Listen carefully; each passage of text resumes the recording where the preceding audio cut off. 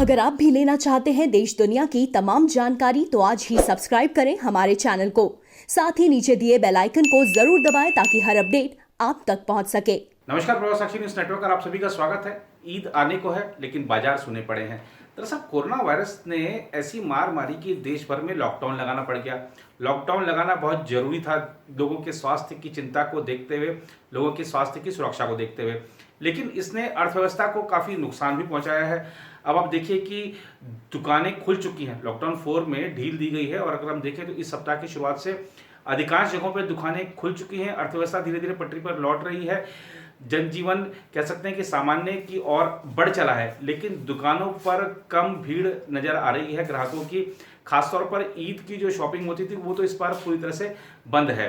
लोग और ये भी है कि ई कॉमर्स कंपनियों को अब डिलीवरी की इजाज़त मिल गई है लगभग सभी जोन्स में, तो लोग ऑनलाइन शॉपिंग ही कर ले रहे हैं। और दूसरा, भविष्य की अनिश्चितता को देखते हुए लोग खर्चे भी कम कर रहे हैं। अब ईद पर लोग जमकर शॉपिंग करते थे, बाजारों में भी उत्सव जैसा माहौल होता था, इस बार ऐसा नहीं है।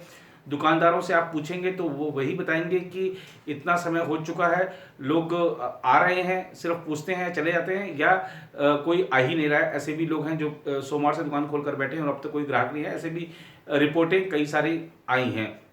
और खाली दुकानदारों की बात क्यों करें, आप देखिए कि जो फल सब्जी वाले हैं वो तक कह रहे हैं कि हमारी जो सेल है वो गिरी हुई है। पहले आपको हम जरा सुना दें, जरा फल सब्जी वाले हैं वो क्या कह रहे हैं, उसके बाद आगे बढ़ते हैं। इस तरीके का माहौल है, कितना लोगों में उत्साह है ईद को लेकर के, लोग आ रहे हैं जा रहे हैं? सर, ईद को लेकर लोगों का जो उत्साह है वो तो बहुत कम ही है, बिल्कुल है ही नहीं। यानी कि मान लो आप, बस ये तो जैसे अब रमज़ान चल रहे हैं तो गर्मी का माहौल था तो उसके अंदर ये थोड़ी सी फ्रूट की थोड़ी सी डिमांड थी तो वो चल रहा है उसको लेकर। सर, किस फ्रूट्स की डिमांड होती है? सर, जैसे रमज़ानों के अंदर तो गर्मियों में ज़्यादातर ये खरबूजा हो गया, तरबूज हो गया, केला हो गया, आम हो गया और मौसमी वगैरह हो गई है। ये 4-5 फल ज़्यादा होते हैं सर। इन्हीं चीज़ों की सारी डिमांड रहती है सर। बाजार उठने की तो कोई उम्मीद ही नहीं है, बाजार तो बिल्कुल डाउन है सर। सुबह 4 बजे से मंडी चल रही है और सुबह 7 बजे मंडी बंद हो जाती है।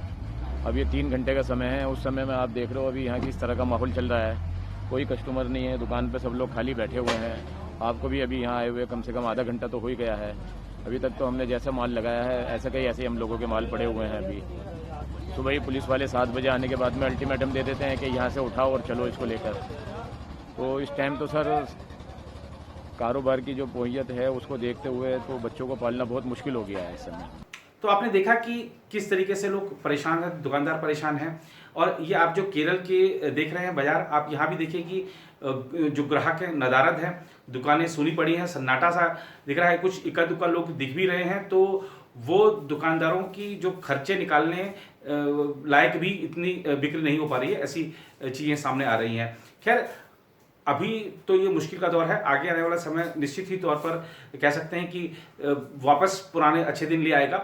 लेकिन अगर बात करें हम शादियों की, तो बैंड बाजा बारात, इस बार की जो लॉकडाउन में जो शादियां हुई हैं, ऐसा नहीं है कि लॉकडाउन में शादियां नहीं हुई, शादियां हुई, लेकिन आप देखिए बड़ी सादगी के तरीके से हुई हैं। दूल्हा और दुल्हन वही 2 लोग मंडप के आसपास बैठे हैं, पंडित जी बैठे हुए हैं, या फिर ऐसी तस्वीरें भी आपने देखी होंगी कि 2-4 इधर की फैमिली से लोग हैं, 2-4 उधर की फैमिली से लोग हैं, वर और वधु पक्ष के परिवारों से, तो उतने में ही शादी हो जा रही है। मास्क पहन के सोशल डिस्टेंसिंग के नियमों का पालन करते हुए शादियां हो रही हैं। अब वर और वधु तो आपस में मिल गए, लेकिन उनका क्या, जो इस शादी समारोह के आयोजन से जुड़े, कारोबार से जुड़े हुए लोग हैं। अब बैंड बाजे वाले तो आप देखिए कि उनका तो पूरा का पूरा जो सीजन है वो यूं ही खाली चला गया। आप देखिए कि जो बारात घर वाले हैं, जो बड़े बड़े फार्म हाउस लेकर बैठे हुए हैं, जो बिल्कुल लाखों रुपए लेते थे एक एक शादी की बुकिंग का, आप देखिए कि वो सब बिल्कुल कंगाली की कगार पर पहुंच गए हैं।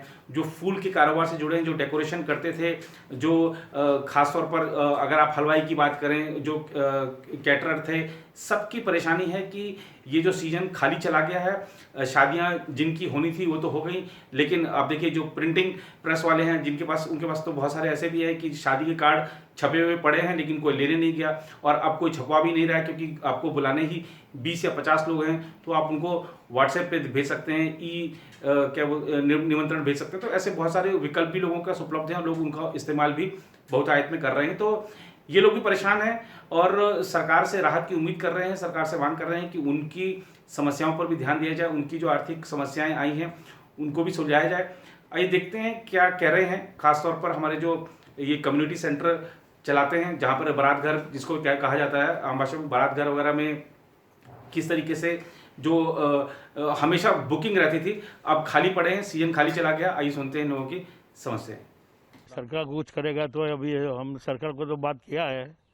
हमारा association all India all Gujarat all India का एसोसिएशन है, बड़ौदा का एसोसिएशन है, सबने हमने कमिश्नर कलेक्टर और सीएम को पीएम को सबको लेटर लिखा है। अभी क्या करता है उस पर देखते हैं। क्या मांग की आपने? कुछ रियायत मांगी है क्या? कुछ टैक्स में छूट मांगी है? क्या किया आपने? सब में छूट मांगी है, टैक्स में जीएसटी में सब में छूट मांगी है। अभी जो कि सरकार क्या करता है देखते हैं। सरकार को बहुत इसके ऊपर ध्यान देना पड़ेगा, क्योंकि हम अकेले नहीं है, हमारे साथ पार्टी प्लॉट, डेकोरेशंस, बैंड बाजा, कैटरर्स, कपड़े वाले, ज्वेलरी वाले सब जुड़े हुए हैं हमारे बिजनेस के साथ, और फोटोग्राफी वीडियोग्राफर्स भी जुड़े हुए हैं। तो हमारी इंडस्ट्री में हम अकेले नहीं है, बहुत सारे लोग हैं।